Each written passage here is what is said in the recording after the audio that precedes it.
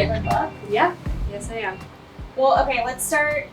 What inspired you to create this over-medicated, under-medicated piece? Yeah, so there's a lot of inspiration behind the work. I think, like most artists, it comes from a deeply personal place and kind of expands more into this overwhelming topic that a lot of us deal with. So it really essentially comes down to the stigma around taking medication. And so right before I made this piece, I had actually spent an entire year in bed, just to chalk it up to that. And it was a venture of taking 6 or 7 medications, a lot of trial and error, and it was a really awful time.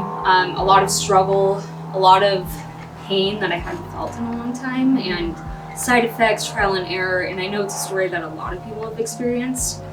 And I had gotten to a point where I was done. I was gonna throw in the towel. I was about to just, you know what, this is my existence forever.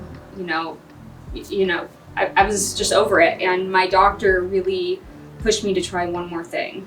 And it was, she really had to push me. And I was like, okay, I'm gonna try this one more medication. Okay. If it works, great. If not, I really am done. And of course, it was the thing that worked.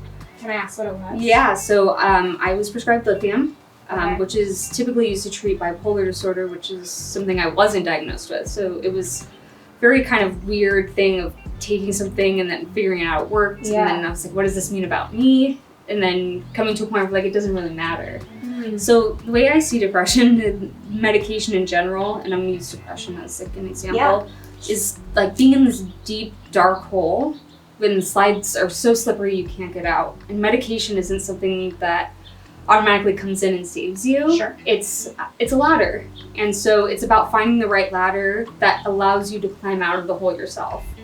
And so, that medication did that for me. And I had this, epiphany moment of like, oh my God, salvation. During that course of that year, I was actually collecting prescription bottles. Because I knew I wanted to do a piece with them. I had no idea what it was. I had no idea what the meaning behind it was. But like most of my work, it really relies heavily on collection, which takes years and years. So I was already collecting those bottles. Then I went through this own experience, and I was like, this is so important to talk about because I know I'm not the only one struggling with it. Yeah. And as people donated their bottles, people started sharing their stories more and more. And so this thing that started as deeply personal piece and experience became something that was not so much about me, but about a collective experience. Yeah. And it really became a community-based work. That's incredible. I can relate finding a medication and starting to feel like, oh, this is something that's working. And I totally agree that it's a ladder. It's like something you're working through, but there are other things that have to come with that to actually feel better and to heal. What was your process like, and what was sort of like the aha moment of like this sort of like shape and vibe? Like what was the impetus? It took about 6 months of intense experimentation. Can I touch this? Yeah, absolutely.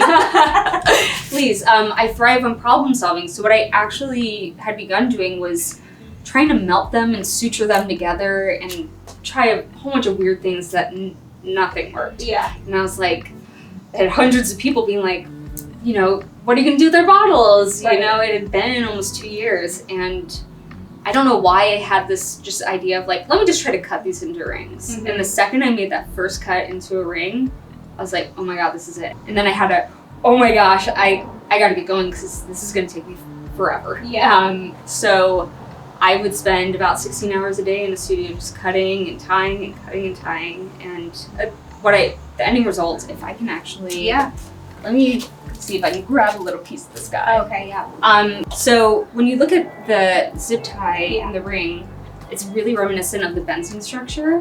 Okay. So if you don't know, if you look at dopamine serotonin, any chemical structure, the molecule structure, it's a hexagon with a whole bunch of molecules around it.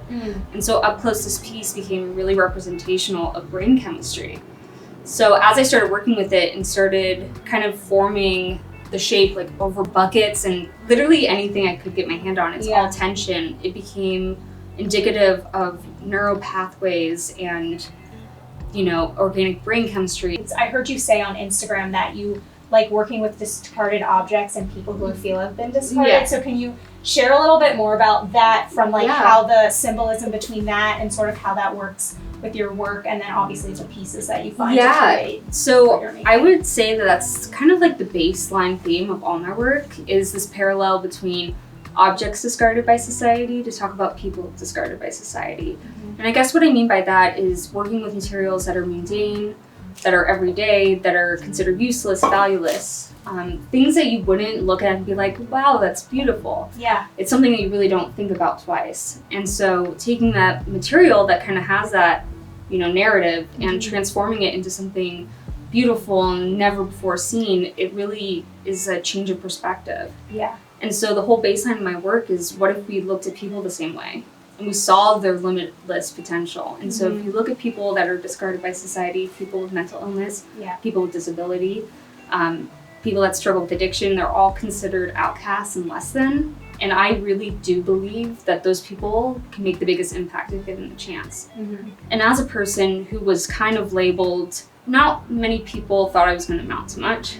And when I was dealing with my mental health struggles, it really was, I was looked at as a lost cause. Mhm. And I don't want to minimize the people that stuck with me through the beginning to end who Yeah. saw that potential, but for the majority, I wasn't really seen as someone who's going to do anything with her life. And I would like to say I'm standing here as a testament to how wrong they were. Yeah. And my mental health history and my struggle with mental illness has really been almost my superpower in a way. Mhm. And that's not to minimize the intensity and the struggle and the pain, Yeah. but I've been able to take my very distinct, unique way of seeing the world and turn it into something really beautiful. Yeah. And I'm very proud of that. You've been really vulnerable from what I've seen on like social media and talking about suicide. I'm wondering, when did you start to feel comfortable to Yeah. actually speak about that? That's such an interesting question, because I honestly don't know if I have the answer. I have always kind of been an open book in that sense. Yeah. I've been very vulnerable and honest about all my struggles when I was going through them and afterwards. So I don't know if there was ever a point in which I realized like, oh, I'm gonna open up. Yeah. I think I more had an aha moment of, wow, it's so easy for me to be vulnerable, and that makes it so much more important that I am. And I continue to be, because it's not something that is easy to talk about. And I don't know why I've always been okay shouting it from the rooftops. Yeah. But because I am comfortable doing so, I think it's really crucial that I continue to do so. I posted something recently about my previous suicide attempts on World Mental Health Day. But I posted, sharing something super vulnerable in a way that I normally haven't. Mhm. And I just had to shut my phone off and walk away. But there are people listening, and people, if only one person gets something from it, it totally makes it worth it. Yeah.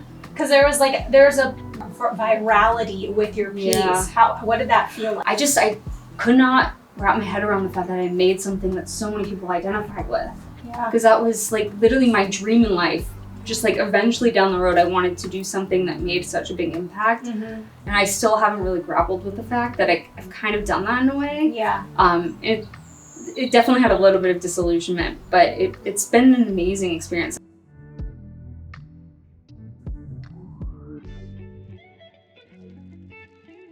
How has art saved your life?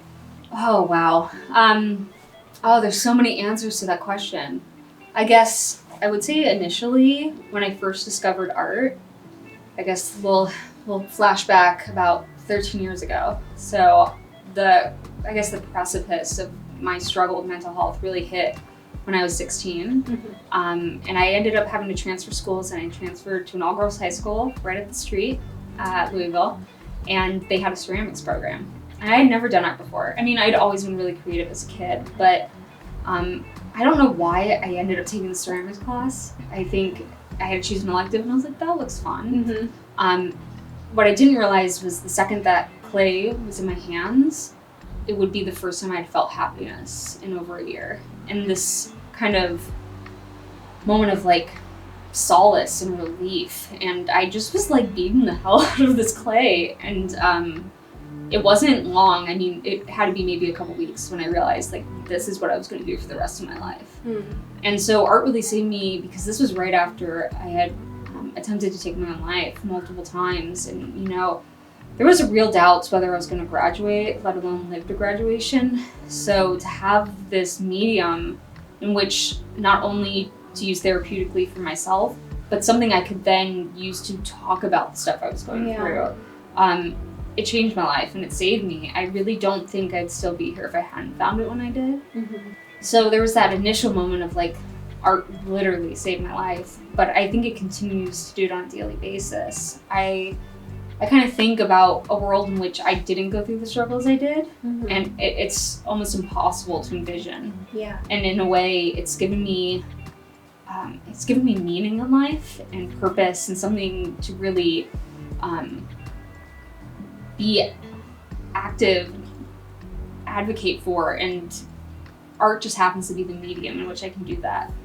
And it saves me constantly. When I don't have access to a studio, I'm not well. And I have to find creative ways of doing art. But I've always done three-dimensional things that incorporate my body, that are strenuous in a sense. And as someone who really struggled with self-deprecating behavior, self-harm, eating disorder, addiction, I have a long history of doing things that hurt myself. And the way I do my art is strenuous and torturous in a sense. It's repetition and repetition, and suddenly I found myself finding a way to kind of scratch that itch, but doing something productive that it wasn't actually hurting myself. What was something really hard that we've probably spoken about a couple, but something really hard that you had to go through that ended up being really valuable? I want to answer that with getting sober. So I am 4 years, 6 months, 10 days sober. And I keep track on a daily basis. I got sober when I was 23, and it was the most difficult thing I think I've ever done in my life. And it has been the most amazing thing I've ever done. It was a really, really difficult year, and I don't know what kicked into gear that I realized that I had a problem and I needed to conquer this now. I was at a point where I had just gotten into grad school. I was drinking heavily 24/7, and I realized that I had worked so hard for a moment that I was about to throw away. And so I checked myself into treatment, and I went to meetings 6 days a week for 3 months straight until the day I left for grad school. And I had to go through a medically assisted detox. Horrible. And then just the mental stuff I had to really tackle. There was stuff that I had never dealt with that, I was treating with alcohol that suddenly surfaced. And there was a lot of stuff I had to confront. And then once I kind of got past those initial few months, I was happier and healthier than I had ever been. And I don't think I could have done this or a lot of my pieces had I still been under the influence. And it was the most rewarding experience, and the community I got from it was amazing.